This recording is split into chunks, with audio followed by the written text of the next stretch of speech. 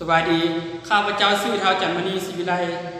นักศึกษาคนที่10ปี2ซึ่งจะมารายงานวิชาดาราศาสตร์หัวข้อเกี่ยวกับดวงจันทร์บริวารของดาวอังคารซึ่งสอนโดยอาจารย์ปาวีสุวรรณวงศ์ซึ่งจะเป็นใดนั้นก็ไปติดตามกันเลยซึ่งดวงจันทร์ของดาวอังคารนั้น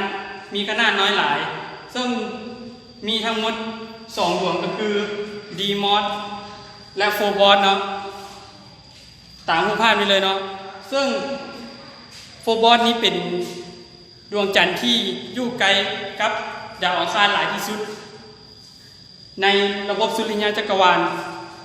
ถัดออกมาก็คือไดมอนด์เนาะเป็นดวงจันทร์ที่ไกลและห่างจากดาวอังคารเป็นดวงจันทร์ที่มีระยะห่างจากดาวแม่นี้ไกลที่สุดในระบบสุริยะจักรวาลซึ่งโฟบอสนี้แม่งค้นพบเมื่อวันที่18 เดือน 8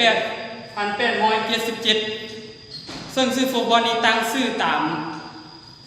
ลูกชายของเทพเจ้าแอริสหรือมาร์สของกรีกและโรมันตามลำดับส่วนโฟบอสนี้แม่นคือค้นพบเมื่อวันที่22 เดือน 8 1877ซึ่งชื่อโฟบอสนี้ตั้งตามชื่อของเทพกรกรีกและโรมันแต่ก็ยังมีสิ่งที่ยังสงสัยว่าดวงจันทร์ทั้งสองดวงนี้แม่นกำเนิดมาแต่ไสและมีการคาดว่าน่าจะเป็นดาวเคราะห์น้อยซึ่งนักวิทยาศาสตร์ก็คิดว่ามันอาจเป็นดาวเคราะห์น้อยที่ยืดแห่งลมท่วงของดาวอังคารนั้นจะมาเป็นบริวารของตนเองที่โคจรอ้อมดาวอังคารนั้นซึ่งรูปภาพนี้ก็เป็นรูปภาพของผู้ค้นพบดวงจันทร์ทั้งสองเนาะก็คือโฟบอสและไดมอนด์โดยท่านอาเซมฮอลเนาะที่เฮากล่าวมาก่อนหน้านี้เอาต่อไปเนาะเราจะมาเข้ารูปร่างลักษณะและการโคจรของดวงจันทร์โฟบอสและไดมอนด์ว่าจะเป็นแนวใดแล้วซึ่งเราจะมาเข้าดวงจันทร์ของโฟบอสนี้ก่อนเนาะซึ่งดวงจันทร์ของโฟบอสนี้เป็นดวงจันทร์ที่อยู่ไกลดาวอังคารที่สุดประมาณ 9,300 กิโลเมตรมีรูปร่างนั้นคล้ายคือกำมันฝรั่งและมีเส้นผ่าศูนย์กลางนี้เฉลี่ยประมาณ2 กิโลเมตรโคจรวงในสุดของดาวอังคารจากจุดศูนย์กลางเนาะแม่น 9,378 กิโลเมตรและโฟบอสนี้มีขนาดกว้าง20 กิโลเมตรยาว28 กิโลเมตรมีมวลสาร 10.80 ล้านตันขนาดของมัน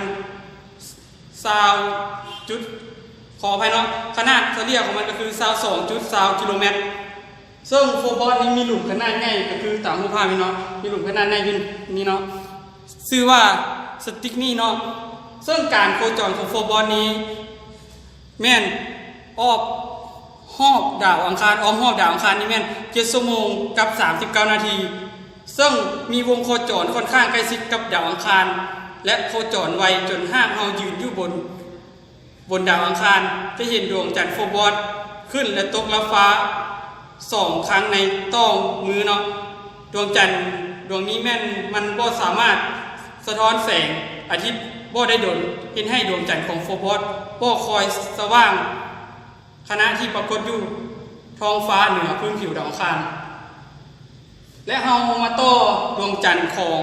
ไดมอนด์เนาะดวงจันทร์ของไดมอนด์นี่แม่นดวงจันทร์ขนาดน้อยที่สุดในระบบสุริยะจักรวาลและอยู่ห่างจากดาวอังคารประมาณ 23,400 กิโลเมตรมีเส้นผ่าศูนย์กลาง12 กิโลเมตรมีมวลสาร 1.80 ล้านตันและมีขนาดเฉลี่ย 12.60 กิโลเมตรซึ่งการโคจรของไดมอนด์นี้แม่น3 ชั่วโมงกับ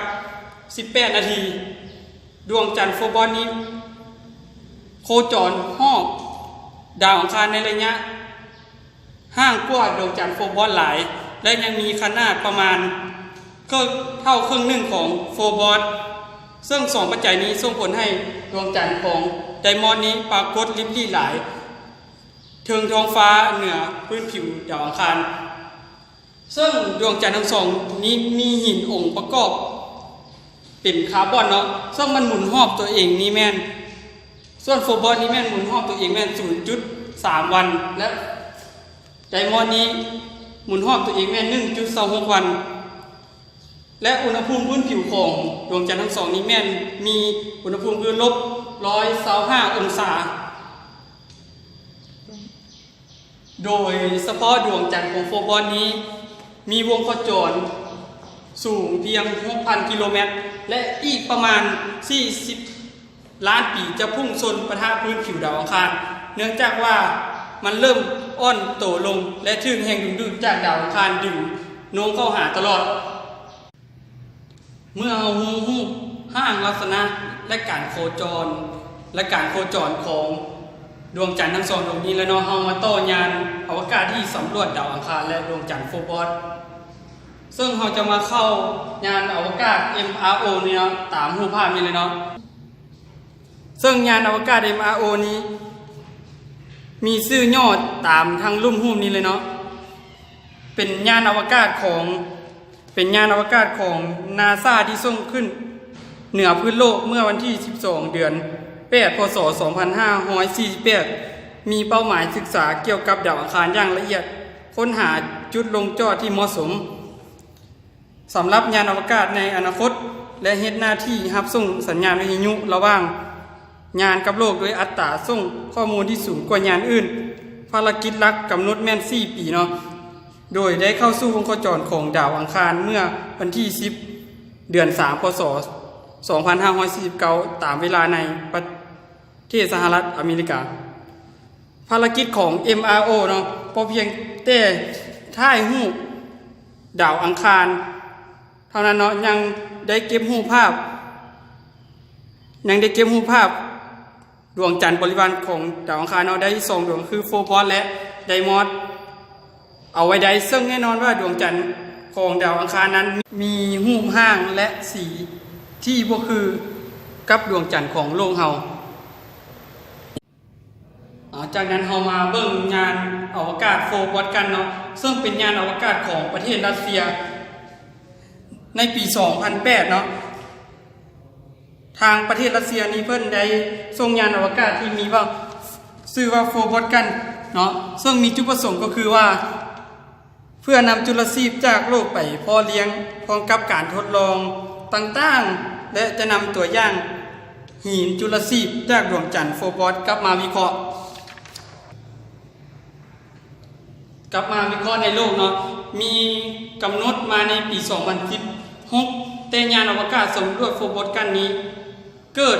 อุบัติเหตุเกิดการระเบิดในขณะเดินทางออกจากโลกเนาะซึ่งการรายงานของ